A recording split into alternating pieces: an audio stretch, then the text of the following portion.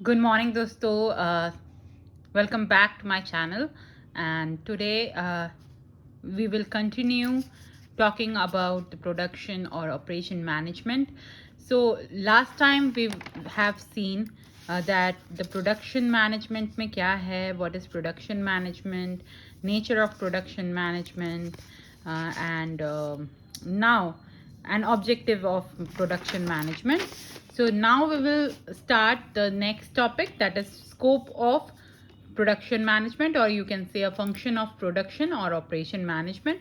Again याद रखिएगा दोस्तों, प्रोडक्शन मैनेजमेंट हम लोग कब बोलते हैं? प्रोडक्शन हम लोग गुड्स से रिलेटेड बोलते हैं, जो टैंजेबल होता है, जिसको हम लोग छू सकते हैं, और ऑपरेशंस हम लोग सर्विस के बारे में बोलते हैं, जो हम लोग नहीं छू सकते, खाली उसका सर्विस का लाभ उठा सकते हैं. Now we will go with the next topic, that is scope और function of the production management. यही स्कोप और फंक्शन जो होता है, this all topic you can write to what is the how a production manager work, what is the role of the production manager. तो production manager का role भी यही सब होगा. ठीक है, तो पहले क्या करना है, व्हाट इज फर्स्ट फंक्शन क्या है, that is product selection and design. So ये जो है प्रोडक्ट हम लोग पहले सिलेक्ट करते हैं, we decide the right product and design as per the expectation of the customer.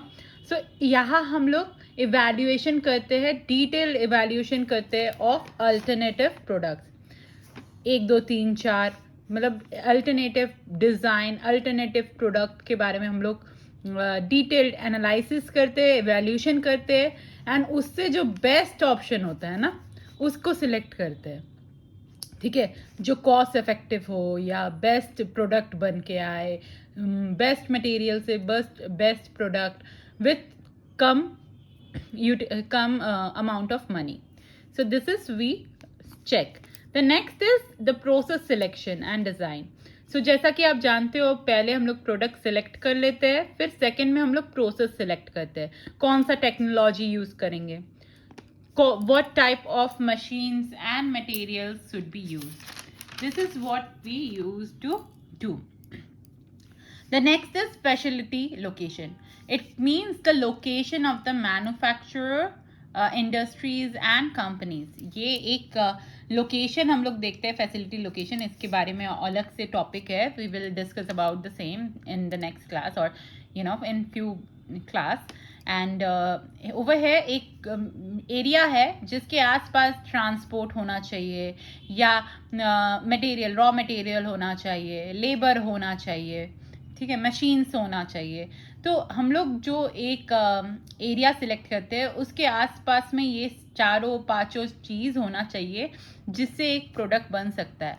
That is facility location. ठीक है, फिर उसके बाद है facility layout and material handler.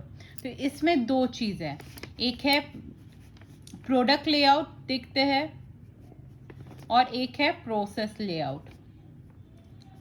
ठीक है, कैसे हम लोग हैंडल करते हैं. ठीक है, and the next is capacity planning. कितना आउटपुट निकल के आएगा, it is related to output, related to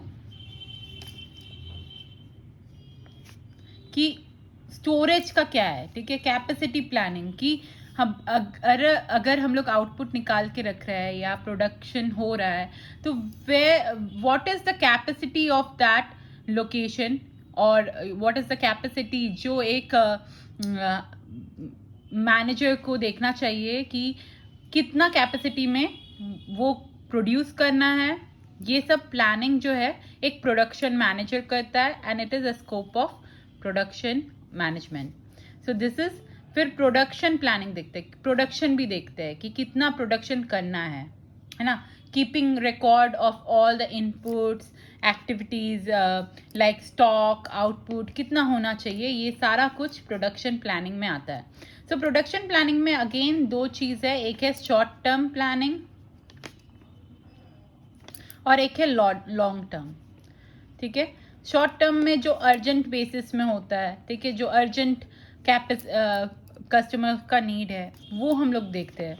long term planning में जो जैसे कि मशीन्स होता है, ये कि एक ईयर के बाद चेंज करना चाहिए, या 5 साल या 10 साल के बाद, या नया टेक्नोलॉजी के साथ मशीन्स को चेंज करना चाहिए, तो that is a long term planning, ठीक है। फिर है प्रोडक्शन कंट्रोल। प्रोडक्शन जो है वो हिसाब से होना चाहिए, कंट्रोल होना चाहिए। कौन सा प्रोडक्शन, कौन सा प्रोडक्ट किस समय लॉन्च करना चाहिए, ये सब देखना चाहिए। फिर inventory control, it is related to stock, ठीक है, कि strategy, we will check the strategy to reduce the cost of inventory, cost जो है वो कम हो जाए, ठीक है। फिर कंट्रोलिंग ओवर स्टॉक, अगर स्टॉक जो है अंडर कंट्रोल, अंडर होगा तो भी प्रॉब्लम है, ओवर होगा तो भी प्रॉब्लम है, ठीक है। तो हिसाब से स्टॉक चेक करना ये। फिर आता है क्वालिटी कंट्रोल। क्वालिटी कंट्रोल में क्या है, क्वालिटी कंट्रोल में checking the quality of the product with the standardization of the company. तो एक स्टैंडर्डाइजेशन को चेक करते हैं, ठीक है, स्टैंडर्डाइजेशन ऑफ द कंपनी के अकॉर्डिंगली हम लोग क्वालिटी देखते हैं प्रोडक्ट का, if it is good to use और not, everything is checked by the production manager, and it is a scope of production management. The next is maintenance and replacement. So maintenance and replacement, time to time check करना है machinery ठीक है कि नहीं, time to time check करना है कि maintenance of the facility is good or not, time to time checking.